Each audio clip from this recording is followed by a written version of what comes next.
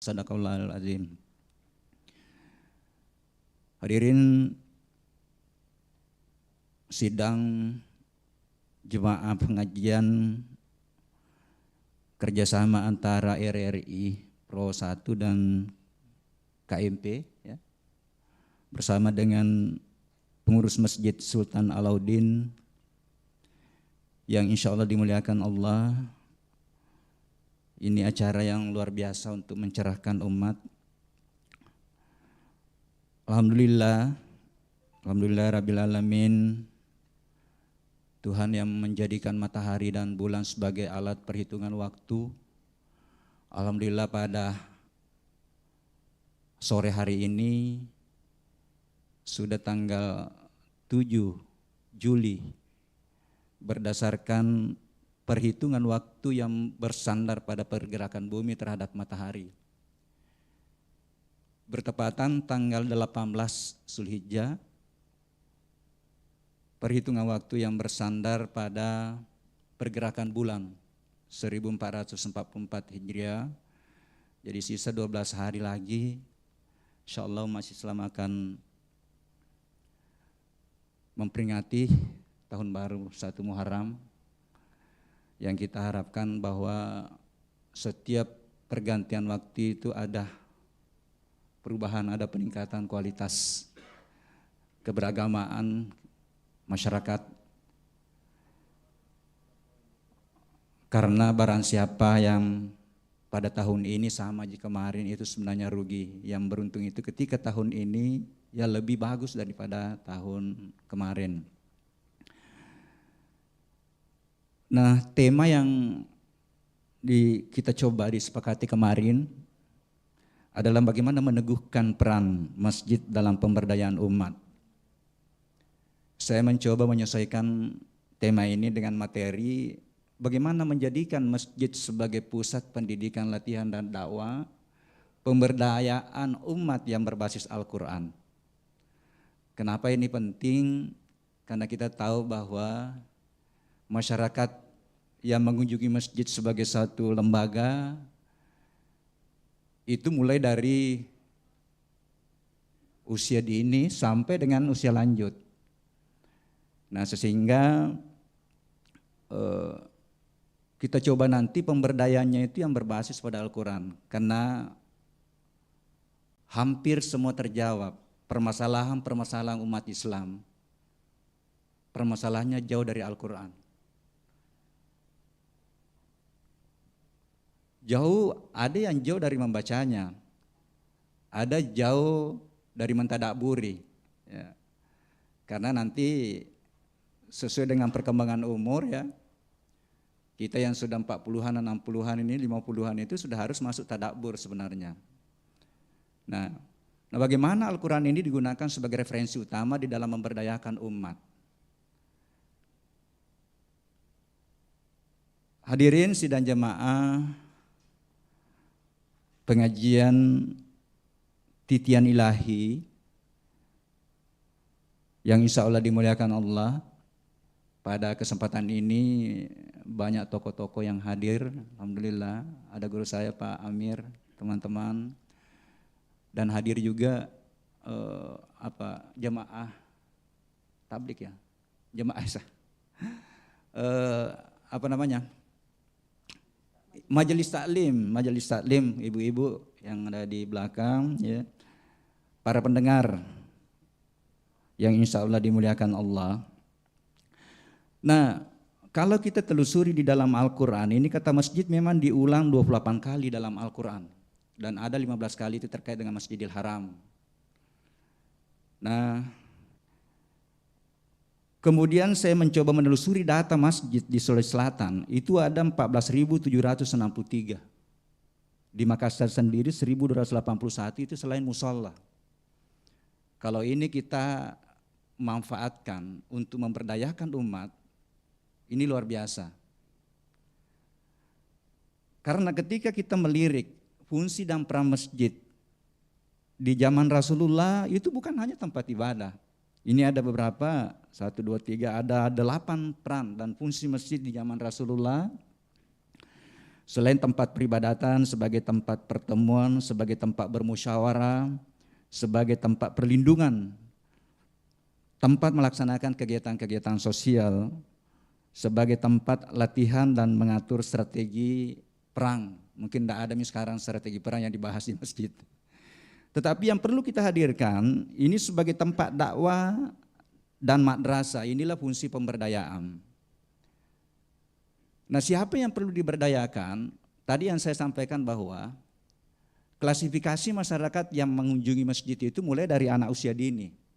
Nah, inilah mungkin nanti yang perlu kita coba kembangkan, bagaimana mengembalikan sebagai fungsi pemberdaya. Nah, bahkan kita coba bagaimana nanti masjid ini hadir untuk melaksanakan program integrasi atau perpaduan antara pendidikan formal dan kegiatan-kegiatan di masjid. Ini kalau kita diberdayakan, ini luar biasa. Saya mencoba menyuarakan sekarang bagaimana minimalnya sampai SD, bahwa program-program pendidikan formal di tingkat SD itu dipadukan kegiatan-kegiatan di masjid. Tapi ini sangat dibutuhkan nanti regulasi, jangan dibutuhkan kebijakan-kebijakan. Ya. Banyak sekarang guru yang masih kekurangan kredit. Nah, ketika kerjasama antara masjid untuk program-program pendidikan formal itu luar biasa. Saya masih ingat dulu waktu kita kecil masih ada namanya sekolah sore. Disitulah kita diajarkan bahasa Arab sedikit-sedikit. Nah, ini sudah hilang semua. Nah, perlu dibangkitkan kembali dengan memberdayakan atau mengoptimalkan peran masjid. Nah, kemudian pendidikan non formal saya ungkapkan di sini, misalnya pendidikan pranikah, pendidikan orang hamil. Karena sekarang sudah terbukti bahwa pembentukan anak cerdas itu bukan hanya setelah lahir, tetapi pembentukan anak cerdas itu dimulai dari satu titik di dalam rahim yang disebut dengan sel. Nah, disinilah perlu masjid diberdayakan untuk bagaimana mungkin kita kumpulkan yang pranikah atau kita hadirkan orang-orang yang sementara hamil, ya, atau yang baru nikah, untuk bagaimana mempersiapkan generasi cerdas di masa yang akan datang. Sekali lagi, mulai dari satu titik, ini terlambat semua dipahami ini, ya. Satu titik itu sudah diawali dengan pembentukan anak cerdas di satu sel dalam bahasa biologi. Nah, kemudian di anak usia dini ini harus dihadirkan kembali. Ini sudah pernah sebenarnya kan hidup dulu namanya Taman Pendidikan Al-Quran, tetapi kelihatannya sudah mulai lagi mundur. Kenapa ini juga sangat penting? Karena hasil penelitian bahwa anak-anak dari kecil dididik dengan Al-Quran 3 kali lipat kecerdasannya dibanding dengan kita ini yang baru belajar Al-Quran. Jadi semuanya sudah terbukti sebenarnya. Nah, wadah masjid ini harus dimanfaatkan untuk bagaimana tadi memberdayakan mulai dari anak usia kecil, kemudian sampai pada pranikah, kemudian usia manula juga perlu di masjid ini. Nah, itu tadi saya sampaikan bahwa referensinya adalah Al-Quran. Saya mohon maaf karena masih banyak, ya. Remaja malah tidak bisa baca Al-Quran. Ya. Nah, kalau digunakan masjid ini dimanfaatkan untuk bagaimana mengoptimalkan pemberdayaan dari berbagai level tadi, ya, sesuai dengan tingkatan umur. Nah, ini saya yakin bahwa masyarakat kita akan bangkit kembali dari hasil penelitian tadi bahwa kenapa umat Islam itu lambat berkembang. Urutan pertama penyebabnya dari 5 penyebab adalah jauhnya masyarakat Islam dari Al-Quran. Bahkan kita coba suarakan sekarang bagaimana Al-Quran itu digunakan atau hadir menjadi referensi utama untuk membungkus seluruh perkembangan ilmu. Kita hebat sebenarnya. Saya terkadang biasa memberikan contoh bahwa saya sebagai orang pertanian ketika berbicara tentang air dari sisi pertanian, saya bilang ngintip juga apa kata Tuhan terhadap air. Kalau air dalam ilmu pertanian itu adalah unsur lingkungan, ya. Tetapi dalam bahasa Tuhan unsur pembentuk diri. Wa ja'alna minal ma'i kulla syai'in hayyin. Tanah di dalam ilmu ekologi termasuk unsur lingkungan, tetapi apa bahasa Tuhan tentang tanah? Khaliqum basyarum min tin. Nah, kesadaran ini nanti ketika kita dihadirkan di dalam membungkus ilmu dalam tanda petik itu akan hebatlah ilmuwan-ilmuwan kita yang bisa mempertemukan antara ayat-ayat kauliah dengan ayat-ayat kauniyah. Sekali lagi wadahnya di masjid. Nah, wadahnya kampus. Ya. Tadi yang usia dini, kemudian yang pranikah, yang masuk pada pendidikan non formal, karena untuk menata orang cerdas itu memang harus terpadu antara pendidikan formal, pendidikan keluarga, pendidikan non formal harus dipadukan. Barulah bisa menghadirkan suatu SDM yang hebat, karena pembentukan manusia cerdas itu tidak parsial, tetapi dia harus bersambungan mulai dari rahim tadi, mulai dari satu titik yang sudah ditemukan oleh ilmuwan bahwa banyak bersentuhan dengan Al-Quran, itu anak didik kita itu lebih cerdas dibanding dengan kita ini yang baru belajar Al-Quran. Hadirin para peserta pengajian Titian Ilahi kerjasama RRI, KMP dan pengurus Masjid Sultan Alauddin yang insya Allah dimuliakan Allah, sedikit mengenai motivasi Al-Quran ini memang luar biasa. Itu kalau kita buka Al-Quran itu 88 kali diulang, 70 kali diulang kata Al-Quran.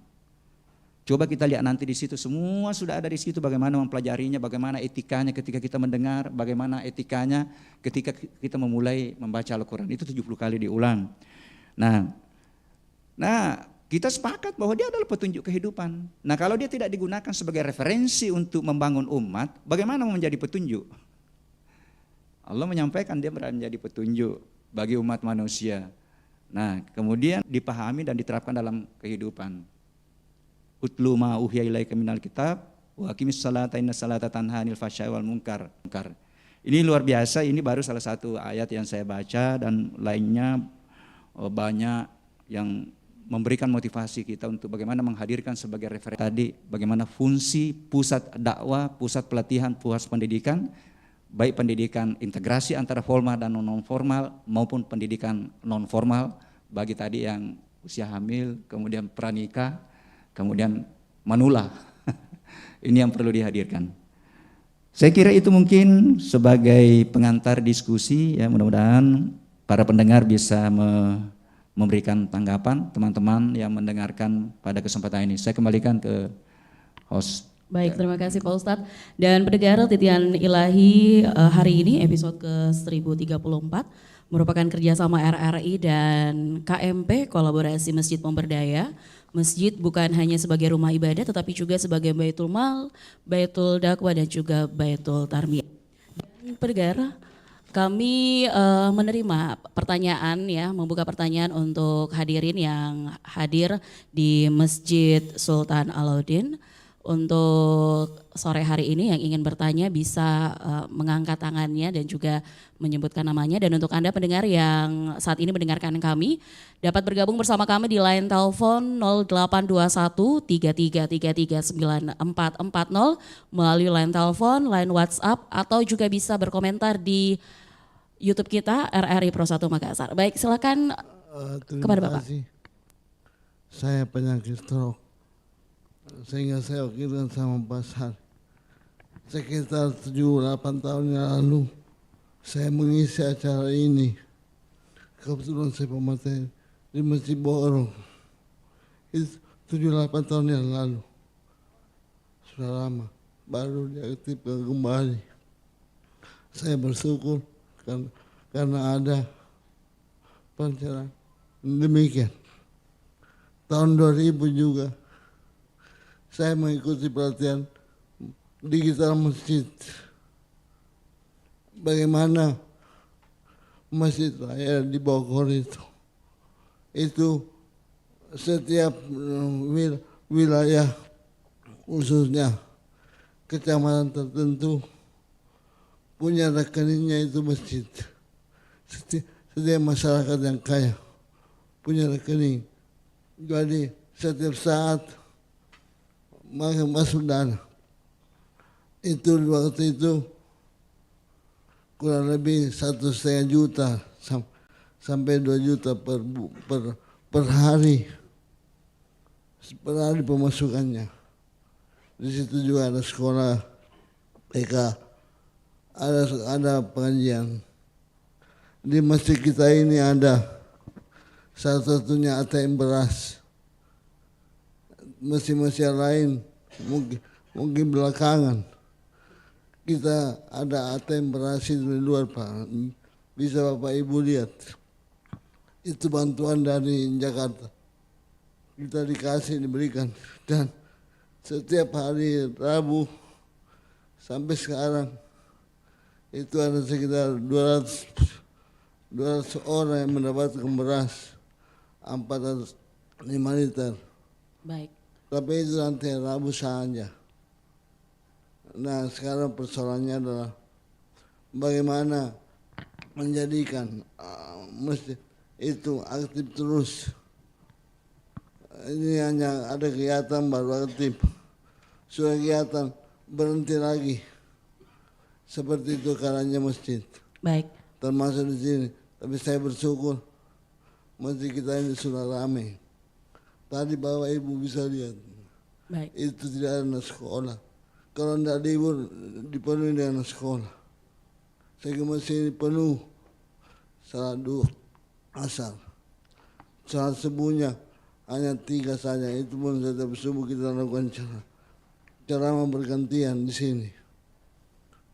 Nah, tahun 2000 saya pergi di masjid Pondok Indah.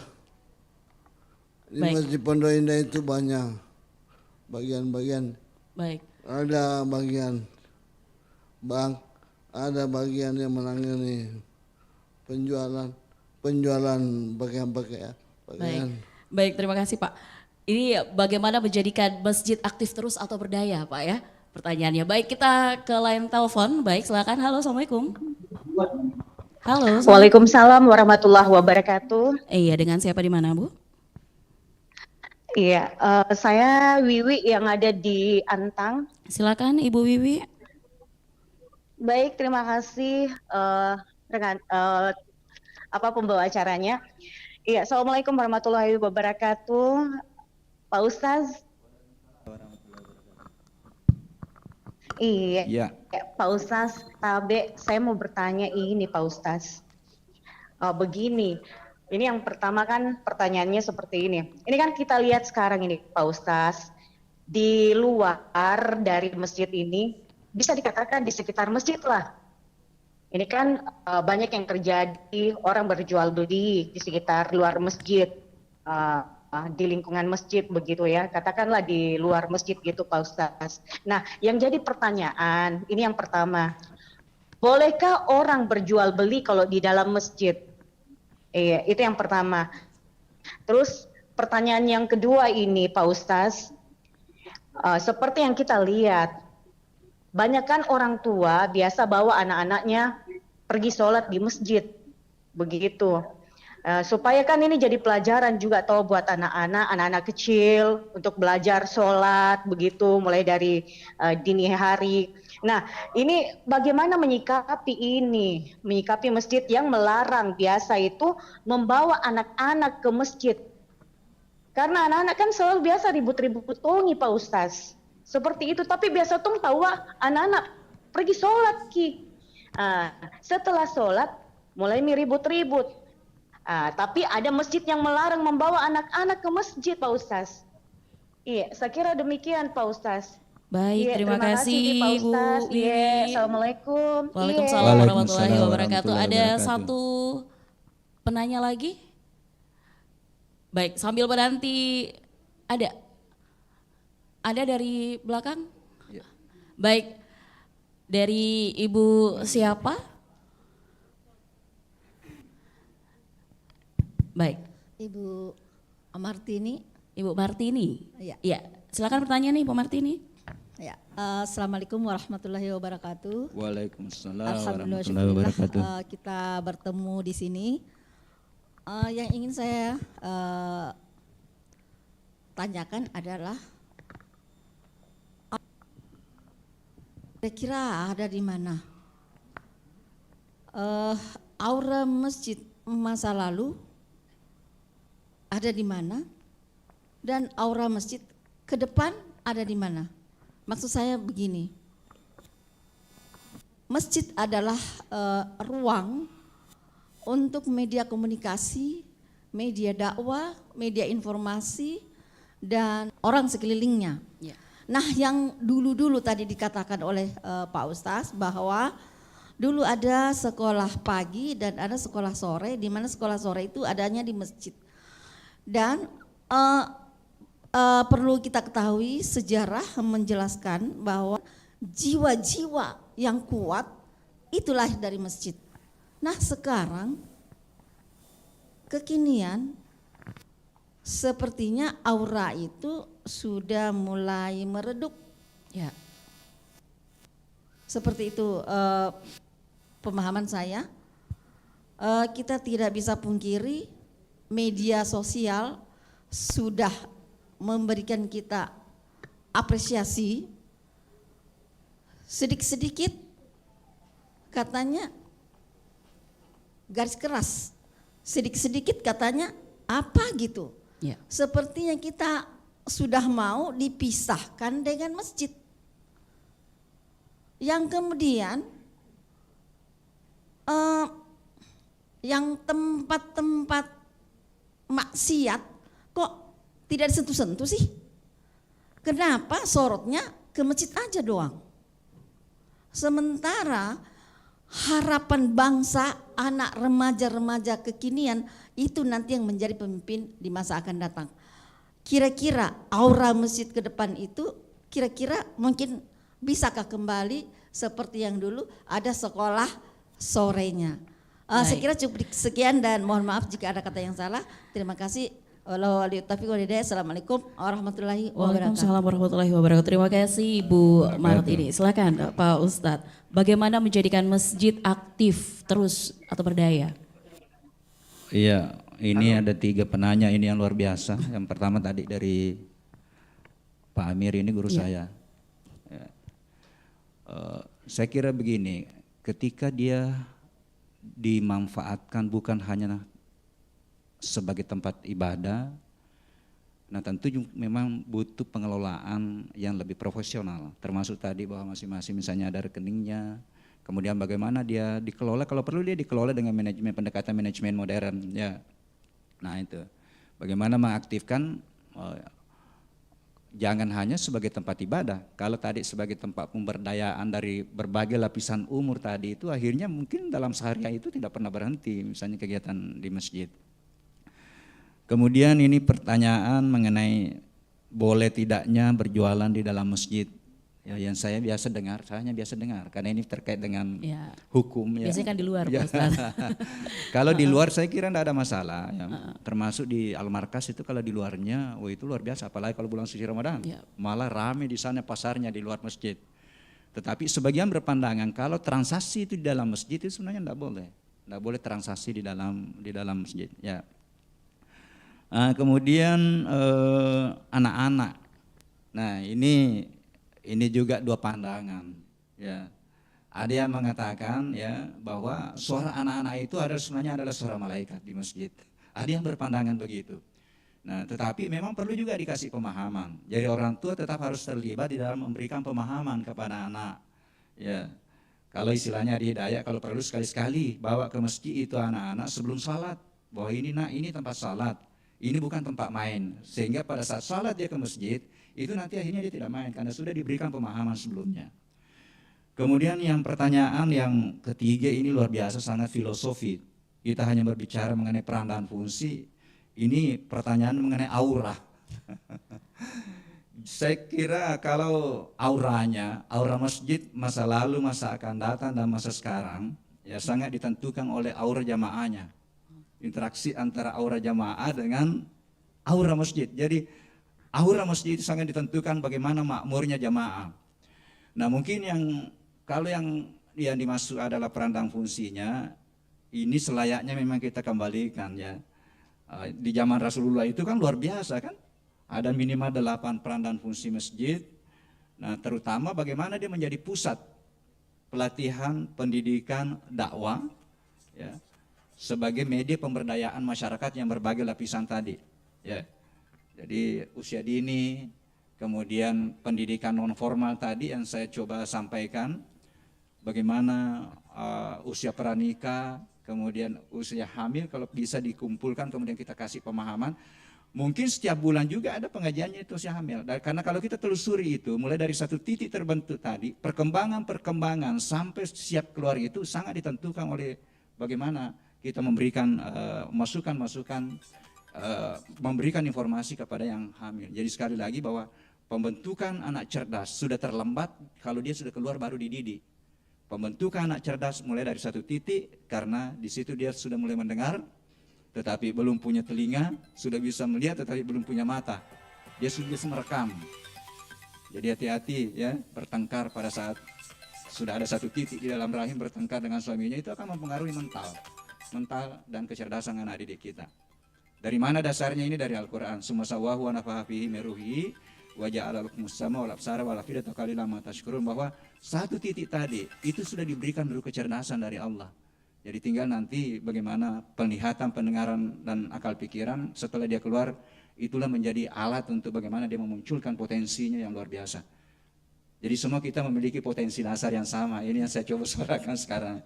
Ya, saya kira itu mungkin 3 penanya yang luar biasa ini. Ya. Baik, kita kembali terima telepon. Ya, masih bisa ya yang untuk hadir di masjid ini juga bisa bertanya, silakan. Baik, halo, assalamualaikum. Halo. Halo, Waalaikumsalam. Iya, dengan siapa di mana, Pak? Iya, dengan Ivon di Panaikang. Ivon di Panekang, silakan Ivon. Yes, saya mau bertanya ini Pak Ustadz Tabe, kegiatan apa saja yang boleh dilakukan di masjid? Masjid hanya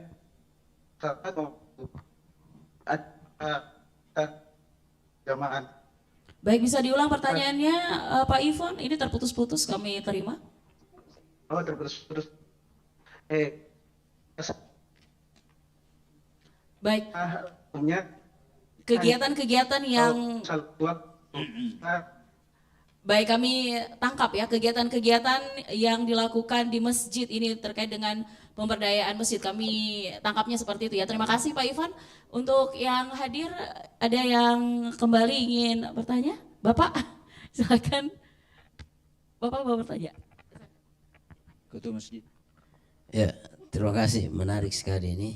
Ada satu yang sering saya juga ditanya, ini tentang pemberdayaan masjid yang bisa berfungsi sosial atau berfungsi secara ekonomi, yaitu apakah boleh masjid itu berfungsi untuk bisa membantu masyarakat memberi modal. Jadi anunya masjid itu dipakai untuk memodali orang-orang yang memerlukan. Itu apakah mau dibolehkan atau sejauh mana ini bisa kita berdayakan? Itu saja. Baik, terima kasih. Silakan, masih ada yang ingin bertanya? Baik, silakan Bapak.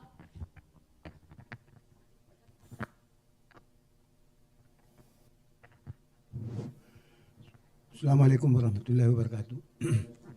Yang terhormat penyekat. Nah, ini sekarang hilang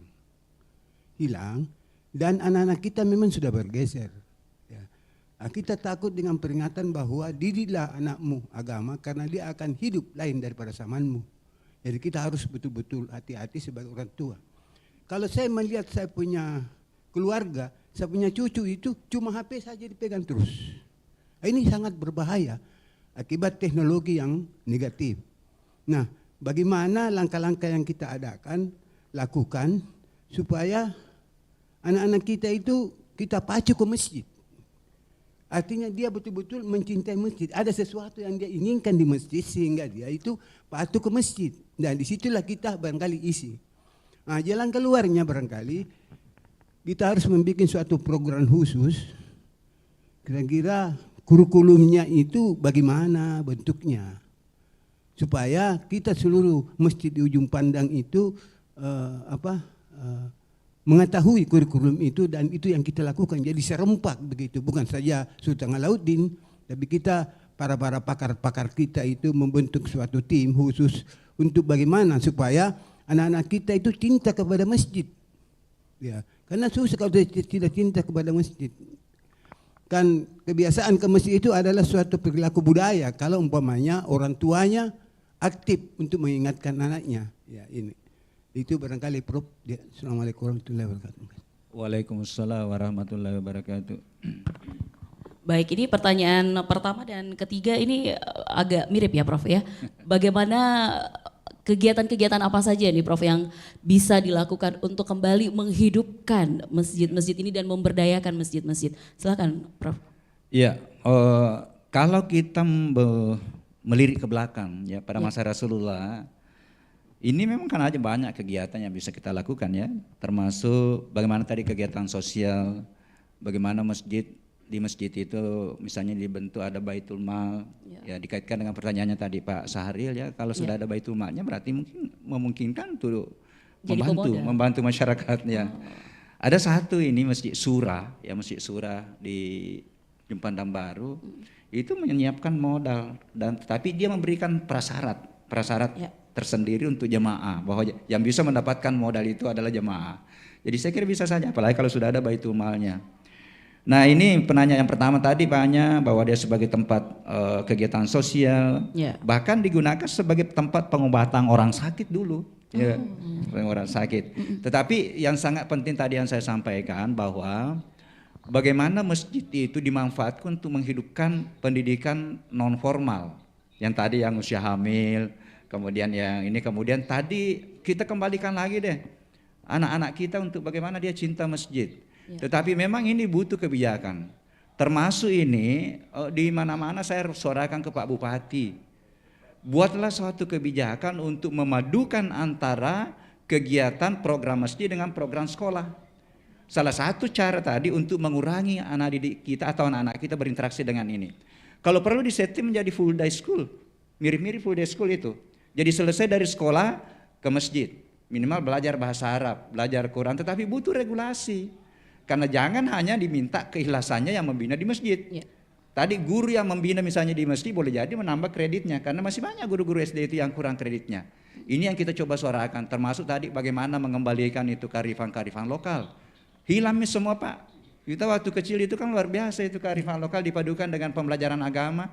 Ya, di masjid kita belajar sedikit bahasa Arab meskipun bahasa Arabnya ini tapi ada yang menghandle untuk bagaimana dia banyak berinteraksi dengan ini. Nah, apalagi usia-usia SD, jadi sekali lagi ini perlu butuh kebijakan sehingga saya bahasakan di Pak Bupati itu bahwa pendidikan non formal pun itu sudah harus ada regulasinya. Karena kita sudah pelajari bagaimana mempersiapkan anak cerdas mulai dari satu titik, kemudian bagaimana tadi membina jangan lepas ya usia dini itu untuk memanfaatkan masjid sebagai tempat untuk bagaimana pemberdayaan masyarakat dari berbagai level. Baik. Ya. Baik. Pak Ustadz, karena waktu kita ini sudah menjelang pukul 16, ini sebelum kita akhiri kebersamaan kita, Pak Ustadz ini bisa disimpulkan dari perbincangan kita di sore hari ini bagaimana meneguhkan kembali peran masjid dalam pemberdayaan umat dan diakhiri dengan doa Pak Ustadz. Iya. Ya sebagai kesimpulan penutup pada pertemuan yang luar biasa ini, titian ilahi, yang pertama bahwa masjid adalah institusi yang sangat penting untuk dihadirkan kembali fungsinya, kita bisa mengoptimalkan bukan hanya tempat ibadah, tetapi tadi yang saya sudah sampaikan, bagaimana bukan hanya tempat berinteraksi dengan Tuhan, tetapi bagaimana tempat interaksi sosial, ya, tempat bagaimana kita memahamkan masyarakat makna-makna dari ritual, dipadukan dengan perkembangan ilmu pengetahuan ya. Ya, saya biasa menyampaikan bahwa kalau berbicara tentang puasa, tentu juga hasil penelitian tentang puasa. Jadi itu harus dipadukan. Jadi kaunia hasil penelitian dengan apa yang selama ini hukum-hukum itu harus dipadukan. Kemudian tempat dakwah dan madrasah sebagai fungsi pemberdayaan harus kita kembalikan. Nah, bayangkan tadi itu 14.000 masjid di Sulawesi Selatan, kemudian berapa masjid Selatan kalau itu dioptimalkan, disentuh dengan kebijakan, insya Allah di masjidlah akan hadir nanti anak-anak yang hebat, di masjidlah akan hadir nanti manusia-manusia yang cerdas dan berakhlak mulia. Dia tidak lepas hanya dari sekolah formal, tetapi dia masuk ke masjid untuk bagaimana membentuk dirinya menjadi anak yang cerdas, anak masa depan yang bisa menggenggam peradaban masa depan di masa yang akan datang. Saya kira itu, ya. Saya kembalikan. Bisa ditutup dengan doa Pak Ustadz? Ya.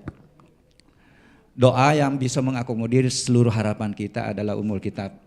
Mari kita baca Fatihah, mudah-mudahan kegiatan kita pada hari ini diberkahi oleh Allah. Kita diberikan petunjuk untuk bagaimana memberdayakan masjid, memberdayakan umat melalui masjid. Al-Fatihah. Bismillahirrahmanirrahim. Alhamdulillahirabbil alamin arrahmanirrahim maliki yaumiddin.